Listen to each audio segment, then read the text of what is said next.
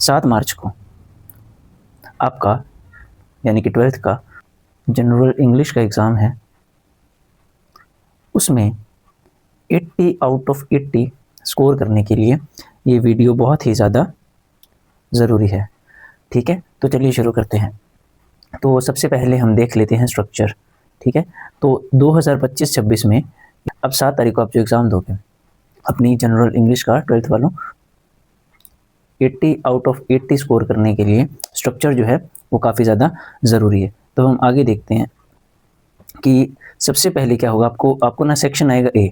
तो ये जो ए सेक्शन है इसमें क्या आएगा, 16 नंबर का काम होगा। ए सेक्शन में हमारा कितना होगा, 16 नंबर का काम। अब इसमें 2 अनसीन पैसेज होंगे। ठीक है, this section will have 2 passages. ठीक है, 1 unseen passage. This section will have 2 passages, one unseen passage with a variety of objective type questions, including multiple choice questions short। ठीक है, तो आपको एक पैसेज आएगा, आपको दूसरा पैसेज आएगा, दोनों ही अनसीन होंगे, एक में से 10 का, दूसरे में से 6 का। तो ज़्यादातर बच्चे यही सोचते हैं कि ये 16 नंबर हमारे फ्री के हैं, और ये सोचना सही भी है। जो समझदार बच्चे हैं उनके इसमें से तो नंबर कटेंगे नहीं, यानी कि 80 में से 16 तो आपके पक्के हैं, ये आप आराम से कर दोगे। उसके बाद हम आएंगे हमारे सेक्शन बी पर। तो सेक्शन बी ही असल में सबको मुश्किल लगता है। सेक्शन बी में क्या है, 4 नंबर की तो आपको प्रेसी राइटिंग आ जाएगी। ठीक है, उसके बाद 6 नंबर की, 4 नंबर की प्रेसी राइटिंग, उसके बाद 6 नंबर की आपको लेटर राइटिंग आ जाएगी। उसके बाद आपको 3 नंबर में या तो आप न्यूज़पेपर हेडलाइन लिख दीजिएगा, ठीक है, या आप ईमेल कर दीजिएगा, जो आपकी मर्ज़ी। तो उसके बाद यानी कि 4 की प्रेसी 6 की लेटर, 3 नंबर में ईमेल या न्यूज़पेपर आ जाएंगी। 2 नंबर में आपको ट्रांसलेशंस आएंगी, इंग्लिश टू पंजाबी या हिंदी टू इंग्लिश, ओके, या इंग्लिश टू पंजाबी हिंदी या Punjabi Hindi to English. 2 number 2 sentences करनी होंगी, 3 दी गई होंगी आपको, 2 नंबर इसके 2 नंबर इसके। तो ज़्यादातर बच्चों को ये जो सेक्शन है ना, यही सबसे ज़्यादा मुश्किल लगता है। 12th में सबको ज़्यादातर यही सेक्शन जो है वो मुश्किल लगता है। हम आगे देखते हैं। इसके बाद ग्रामर आ जाएगी, 2 नंबर के डिटर्मिनर्स आएंगे आपको, 2 नंबर में नॉन फाइनाइट्स आएंगे, 3 नंबर के डिटर्मिनर्स आएंगे आपको, 2 नंबर के नॉन फाइनाइट्स आएंगे। ठीक है, फिर 2 नंबर की ट्रांसफॉर्मेशन ऑफ सेंटेंस आएगी, फिर 2 नंबर की वॉइस आएंगी और 1 नंबर की नरेशन आएगी।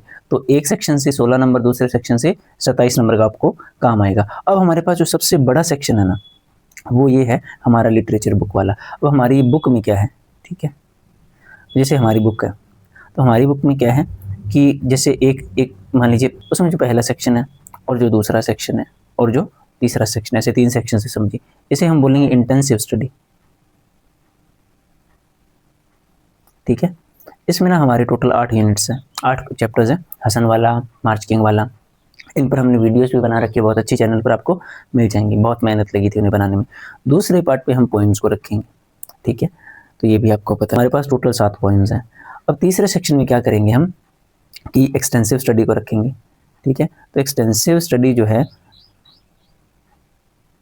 एक्सटेंसिव स्टडी में हमारे पास 6 चैप्टर्स हैं। ठीक है, तो ये हमारा एक सेक्शन है। अब सबसे ज़्यादा जो काम आएगा वो इन्हीं तीनों सेक्शंस में से पूछा जाएगा।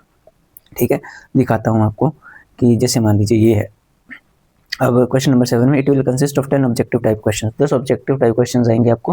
ऑब्जेक्टिव टाइप क्वेश्चन में include 4 question with 1 word to 1 sentence answer, 2 fill in blanks and 4 multiple choice question. ठीक है, 5 इंटेंसिव स्टडी से आएंगे, 5 एक्सटेंसिव स्टडी से आएंगे, सभी 1-1 नंबर के होंगे।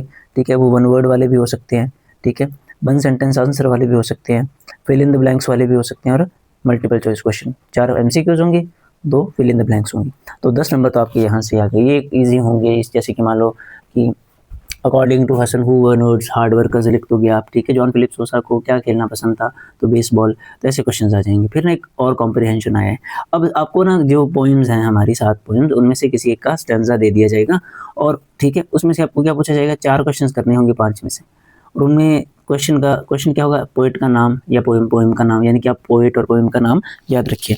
जैसे कि फर्स्ट पोइम थी प्रेयर ऑफ द वुड्स, हमें नहीं पता किसने लिखी है, अनोनिमस। सेकेंड पोइम थी ओन फ्रेंडशिप, काहिल गिब्रन की शायद वो लिखी हुई है, तो आप देख लीजिएगा, तो ये आपको याद हो जाएंगे ऐसे। उसके बाद ये तो 4 नंबर में आएगा, और 3 नंबर में सेंट्रल आइडिया, यानी कि ये सेक्शन जो मैंने आपको बताया था ना पोएम्स वाला, इसमें से 7 ही ये थी, और 7 ही नंबर का इसमें से काम आएगा हमें, 7 ही नंबर का। ठीक है, अब इसके बाद ना मेन काम आ गया हमारा कि अब होंगे 3 आउट ऑफ 5 क्वेश्चन हमें करने हैं, यानी कि आपको ना 5 क्वेश्चन दिए जाएंगे इंटेंसिव स्टडी में से। जो पहले चैप्टर है ना 6-7 है, हसन वाला, मार्किंग वाला, थिंकिंग ऑफ द बॉक्स वाला, हमने सब पर एक एक वीडियो बना रखी है, आप ग्रुप में नहीं सॉरी चैनल में चेक कर लीजिए। तो 3 आउट ऑफ 5 क्वेश्चन होंगे, 3 करने हैं आपको 20-30 शब्दों में, तो कर दीजिएगा आराम से, ठीक है। फिर सेम क्या होगा, जो अब एक्सटेंसिव स्टडी वाला पार्ट था ना, उसमें से 2 क्वेश्चन यानी कि 6 चैप्टर्स में से आपको कितने क्वेश्चन दिए जाएंगे, 3, और आपको करने कितने होंगे, 2, ठीक है। तो थोड़ी सी तैयारी रखिएगा आप अपनी, मैं बता दूंगा आपको कि आप ना ये जो हमारा सेक्शन सी है ये 37 नंबर का है, यानी कि आपको चैप्टर्स वगैरह सबसे पहले कर लेनी चाहिए। फिर दूसरा आपके पास बचती है ग्रामर, तीसरा आपके पास बचता है वो सेक्शन है जिसमें पैसेज था।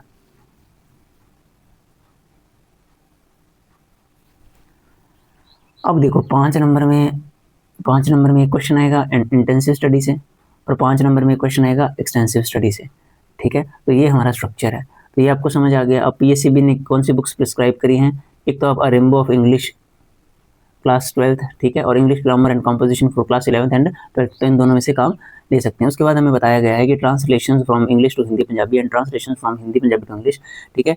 ये हम chapter 18 the art of translation given in the book, या वहाँ से पूछी जाएंगी, ये जो बुक सेकंड बताई गई है ना, वहाँ से ट्रांसलेशंस पूछी जाएंगी। तो ये वीडियो देखने के बाद आपको क्लैरिटी आ गई कि कहाँ से चीज़ें पूछी जाएंगी। अब क्या है,